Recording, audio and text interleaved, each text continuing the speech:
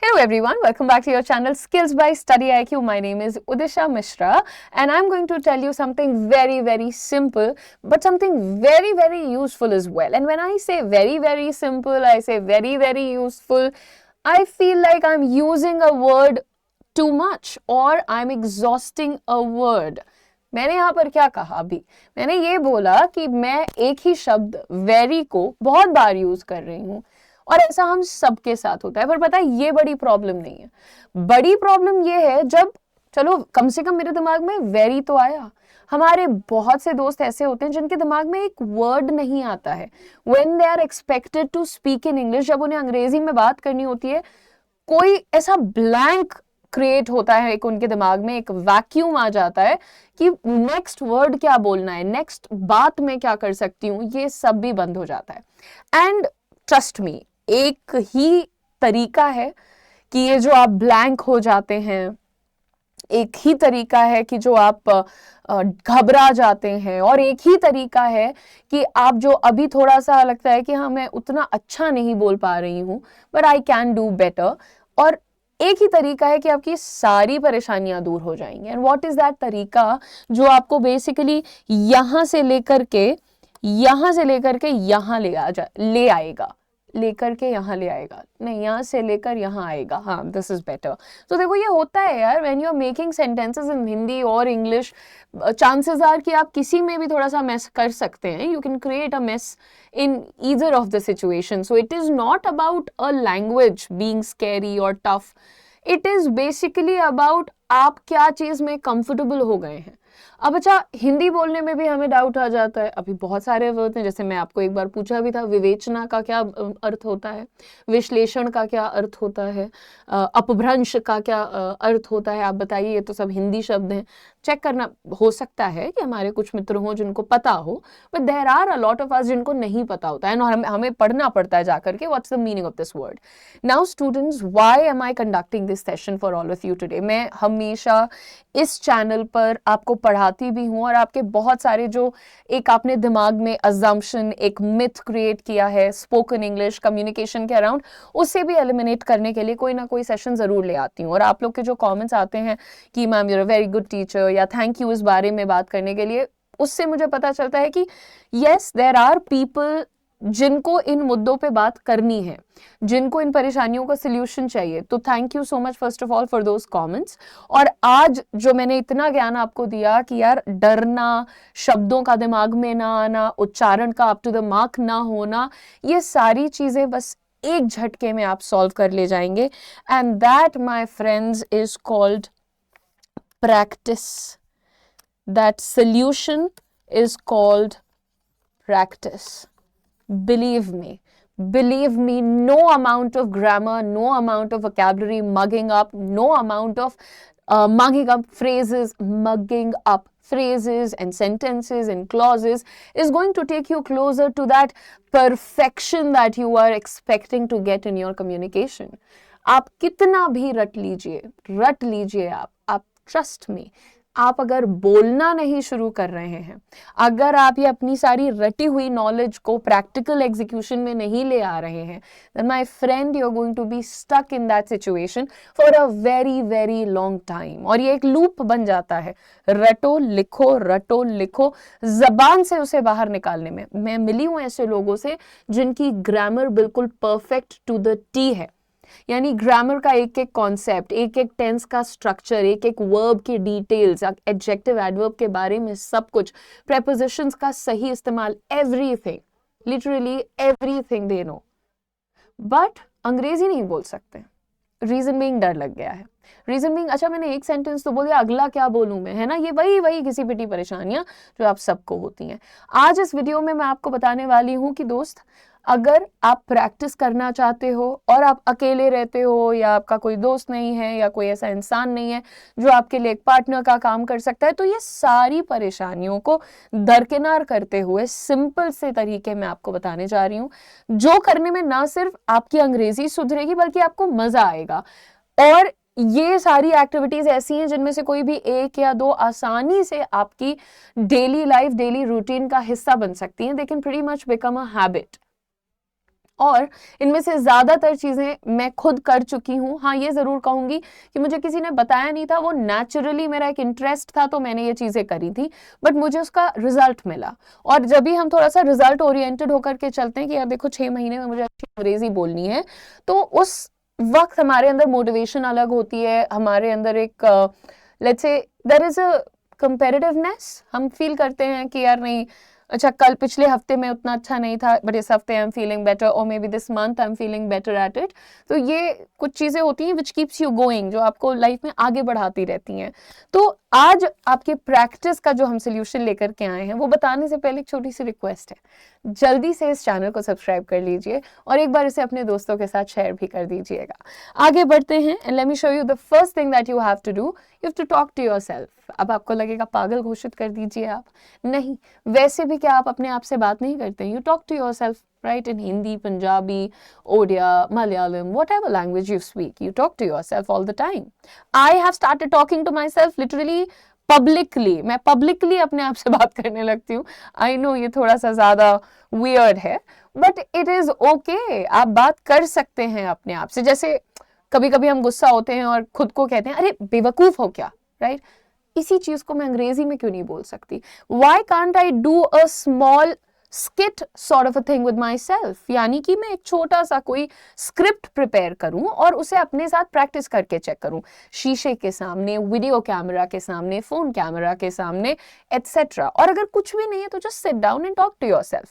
You are the teacher, you are the student. You're talking to yourself. Okay, so Udisha, tell me something about yourself. Sure, ma'am. My name is Udisha. I am originally from Lucknow, Uttar Pradesh, but I've been living in Delhi for the past 10 years. I guess it's more than that. Okay. Yeah, I was just trying to recall from when I've been living here, since when I've been living here. Okay. Beyond that, I'm a teacher by profession and I've been teaching online for a very long time. Now I'm giving my introduction to myself.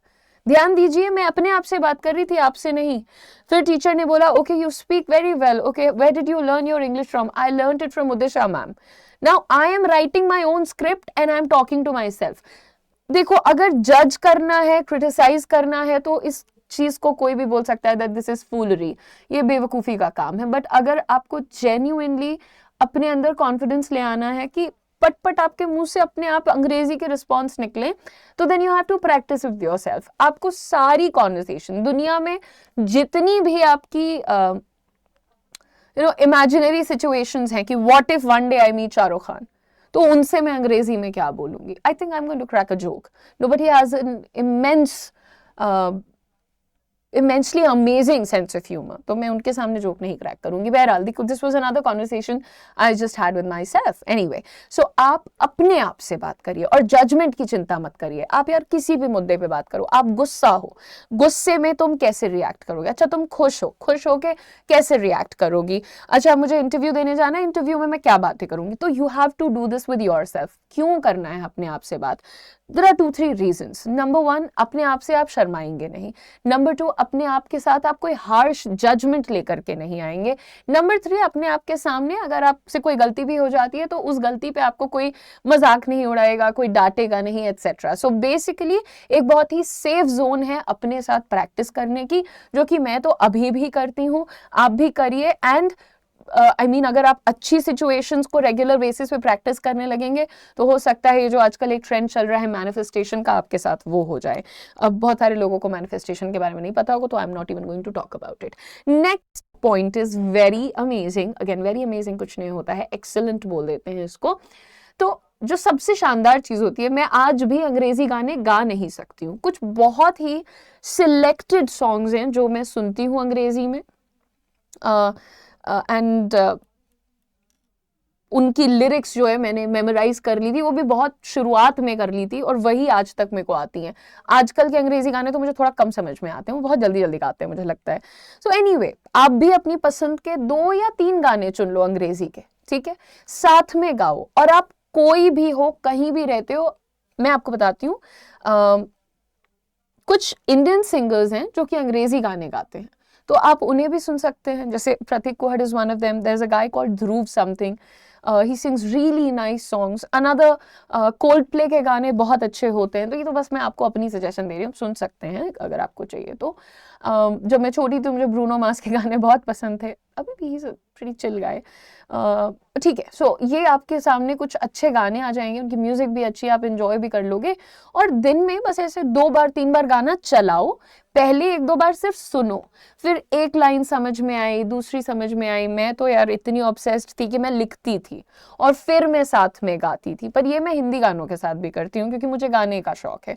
But इससे मुझे result बहुत अच्छे मिले. क्या होता है कि अब जैसे हिंदी में एक गाना है प्रिटी वुमन, दिस मूवी कल हो ना हो, राइट. तो जब मैं छोटी थी तो मुझे नहीं पता था कि वो बोलता है प्रिटी वुमन, राइट. और मैं कुछ और बोलती थी. I am not going to tell you मैं क्या बोलती थी, लेकिन मैंने सुना और पहले कैसेट आता था उस पर लिखी होती थी पूरी लिरिक्स. मैंने देखा oh my God this is a different. तो पहले मैं वुमन नहीं बोलती थी, मैं कहती थी women, women, right. This is how people talk. तो वहां पर मुझे पता चला उस गाने को गाते गाते that this is pretty woman, woman, right. So वहां से प्रिटी हुआ. पहले प्रिटी भी अलग तरीके से बोलती थी मैं और वुमन भी अलग बोलती थी मैं. और इसी तरह से दरअसल जो गाना गा रहे होते हैं वो ज्यादातर अंग्रेजी बहुत साफ तरीके से बोलते हैं. तो जब आप अपने शब्दों को उनके शब्दों से मैच कराते हो तो आपका एक तरीके से प्रोनाउंसिएशन अच्छा होता है और आपको ये समझ में आता है that your brain gets to know basically that you can enjoy with this language. So give yourself that liberty to enjoy the language learning process, everyone. Next, when we talk about watch English movies and TV shows but with subtitles. आज भी there are a zillion Hindi words जिनकी exact अंग्रेजी मुझे नहीं पता होती.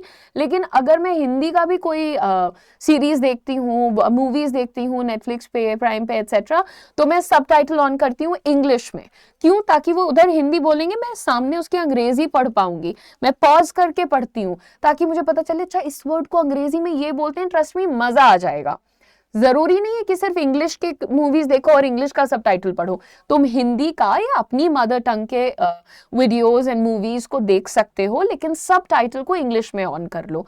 अब जो तुम सुन रहे हो उसको नीचे साथ में पढ़ते भी चलो तो तुम्हें पता चलेगा कि यार अच्छा तुम्हारे जो एग्जैक्ट हिंदी वर्ड्स हैं उनकी इंग्लिश भी सामने लिख के आ रही है. और नेटफ्लिक्स पे एटलीस्ट काफी क्वालिटी सबटाइटल्स होते हैं. मतलब वहां पे खिलवाड़ की क्या होता है ना, जब आप इंग्लिश मूवी की हिंदी डबिंग देखते हैं तो वो बहुत फनी होती है. बट जब आप हिंदी मूवी की इंग्लिश डबिंग देखते हैं, सबटाइटल्स देखते हैं, वो फनी नहीं होता है, वो सही होता है, काफी हद तक अच्छा होता है. So you can do this thing. Okay, the next one, इसके बारे में कोई बात ही नहीं करता है. मैं कल अपने बैच में बच्चों को बोल रही थी रीड करो मेरे सामने, तो मुझे समझ आया ऐसी ऐसी परेशानियां सामने निकल के आती हैं कि कोई बड़ा वर्ड देख लिया बिल्कुल घबरा गए, कुछ और ही पढ़ डाला. अब जैसे एक वर्ड लिखा हुआ था कल स्क्रीन पे, ये था वो वर्ड, ठीक है. अब बच्ची जो थी वो बार बार इसको एप्लीकेशन पढ़ रही थी. सामने लिखा हुआ है दोस्त, और ये तो गंदी हैंड राइटिंग है, ऐसे टाइप करके लिखा हुआ था, फिर भी she was calling it application. ये क्या लिखा हुआ है? एप्लीकेबिलिटी लिखा हुआ है, राइट. ऐसे ही वहां पर ये वर्ड लिखा था. अब नॉर्मली बोलते वक्त बच्चा इसको दैट बोलता है, रीड करते वक्त वो बच्चा इसको डैट बोल रहा था. I got to know this is a problem. अब नॉर्मली बच्चा बोलता है, इसको बोलता है was, पढ़ते वक्त बोल रहा है was. Now the problem is जब आप लाउड खुलकर बोल करके किसी चीज को पढ़ते हैं तो आपके कान आपका साथ देते हैं, वो सुनते हैं और वो आपको बताते हैं कि तुमने लिखा कुछ और है, तुमने पढ़ा कुछ और है, या तुम वियर्ड साउंड कर रहे हो. और जो ये कि हमारे अंदर का इनहिबिशन है, डर है कि अगर मैं इंग्लिश बोलूंगा तो कोई मुझे जज करेगा या मैं अजीब साउंड कर सकता हूँ. बहुत सारे लोगों का ये भी एक मान्यता होती है कि नहीं मुझे आती तो है, मैं बोलूंगी तो मैं अजीब साउंड करूंगी. तो this fear also goes away. ठीक है, ये नहीं होता है फंडा.